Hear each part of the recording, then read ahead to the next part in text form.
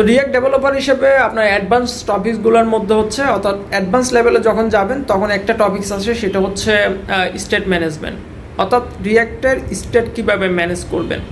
তো স্টেট ম্যানেজমেন্টের জন্য হচ্ছে দুইটা পদ্ধতিতে স্টেট ম্যানেজমেন্ট হয়, একটা হচ্ছে গ্লোবাল স্টেট আর একটা হচ্ছে আপনার লোকাল স্টেট।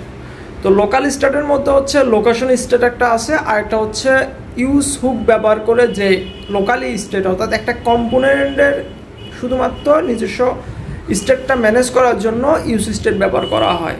আর গ্লোবাল স্টেট হচ্ছে দুইটা পদ্ধতিতে ম্যানেজ করা যায়। বেসিক্যালি ছোটো অ্যাপের জন্য আপনি কন্টেক্সট অ্যাপি ইউজ করতে পারবেন, যেটা হচ্ছে রুট লেভেল থেকে আপনার চাইল্ডের সব কম্পোনেন্টে যাবে।